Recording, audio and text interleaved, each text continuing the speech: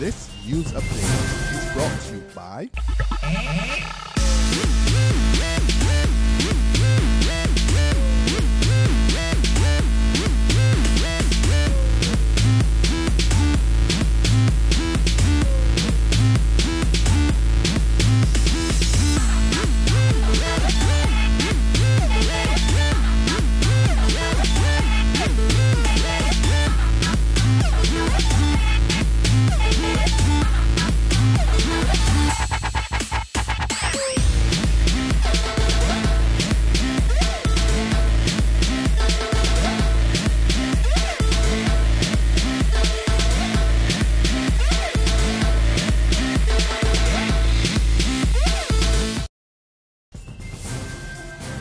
This is the 6 p.m. Barbados Day update for Tuesday, June 24th, 2014. I'm Kmar Jordan. Good evening. We begin with news of the early release of 2 convicted prisoners. Prison officials tell Barbados today that Orlando MacDonald da Costa Lorde and Peter O'Neill Forde are due to be freed on Thursday after spending 15 years in jail.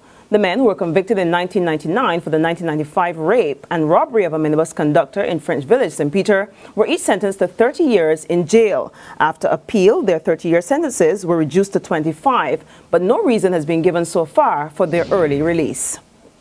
In other news, the National Union of Public Workers has signaled its willingness to head back to the negotiating table with the National Conservation Commission to resume layoff talks. But NUPW President Walter Maloney says the first step must be made by the NCC management. The matter is due to be heard by the Industrial Rights Tribunal. However, Maloney is concerned that the hearings could take some time, and he says they're not opposed to resuming direct talks with the NCC. We have started to engage the tribunal. But I don't think that we will be too adverse if the other side decide, well, let's sit down and then we can resolve this at this layout. I don't think that we'll be too adverse because not to want to do so. But the overture certainly might come from it. Meantime, the head of the Barbados Economic Society, Jeremy Stephen, is recommending that companies use salary increases to boost productivity. Speaking on the sidelines of a productivity seminar this morning, Stephen noted that the move reaped dividends during the Great Depression, but he made it clear that companies must determine market conditions before taking such a bold step. I believe in it. I actually think when you pay people a bit more counter-cyclically, it can drive productivity. But the problem is that classically, productivity is viewed as a pro-cyclical thing, meaning that people would tend to drive productivity more on in a growing economy than in a languishing one. But counter-cyclically, it actually works, especially if a company has the capacity and the willingness and risk tolerance to do it. It can drive more output, but the company has to ensure its market can still pay for its goods. So there's a lot of factors, market factors in there, that still have a big role to play in a company's decision to raise its workers' pay in this tough time. And the Insurance Corporation of Barbados Limited, ICBL, is holding its own amid the tough economic climate. Managing Director and CEO Ingrid Ines says the company has maintained its staffing levels despite ongoing retrenchment on the island. Ines believes the economy will see a turnaround in the near future, and as such, she says job security will remain a priority. We're not sitting back and letting the economy get in our way. We're innovative and we're always looking forward to the future. And that's why we're always developing new products, we're developing new relationships, and we're forging ahead. So regardless of what everybody else is thinking about the economy, we still truly believe in Barbados and believe that this economy will turn around. And so we will be here to, in the foreseeable future. In sport, the 2014 BICO-sponsored National Sports Council's Primary Schools Football Championship title is headed for the Pine North-South Boulevard.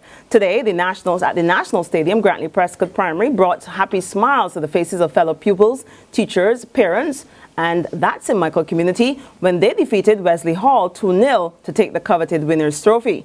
Wesley Hall dominated ball possession, but Grantley Prescod's captain, Devonta Richards, proved lethal whenever he went into the opposition's half of the field. Richards, who before the game said he wanted to win since this was his last opportunity at the title before entering secondary school in September, scored both of his school's goals in extra time to start jubilant celebrations in the stands by supporters.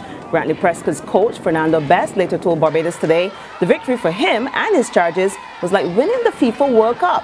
He said the team dedicated the victory to outstanding teacher Mary Farley, who had spent 40 years at the school and was about to retire. Hearty congratulations to all concerned.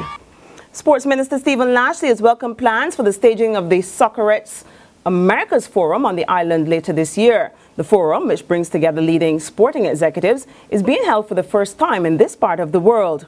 Lashley says it fits well with the government's plans for the development of sports generally. Tourism officials also say they're looking forward to this year's tournament. There's regional and international news after this short break. Hi, I'm Red Plastic Bag. Anyone who knows me knows I don't like cold.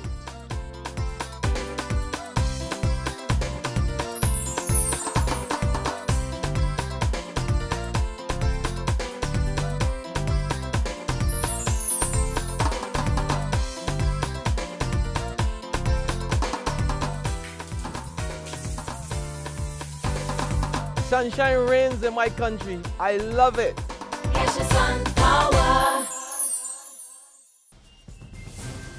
To news from our Caribbean neighbors, the former president of Venezuela, Ramon Jose Velasquez, has died. He was 97. Velasquez assumed the country's top post at the age of 76 for 8 months from 1993 to 1994 after his predecessor was impeached for embezzlement. He was Caracas's last remaining former president and was known for his role in opposing dictatorship in the South American country. 2 people are dead and another 8 injured after gunmen went on a rampage in a Miami neighborhood in the early hours of the morning. Police say they're yet to find a motive after shootings involving several gunmen outside an apartment complex in Liberty City. The neighborhood has been plagued by violence in recent times, with residents now fearful to speak out on the latest incident. Well, on that note, we end our 6 p.m. update. But be sure to join us first thing tomorrow morning at 7 a.m. Until then, you can log on to www.barbadostoday.bb, subscribe to our e-paper, or like us on Facebook to get the very latest news and sports. I'm Kamar Jordan. Have a fantastic evening, sleep well, and see you first thing tomorrow morning. This news update is brought to you by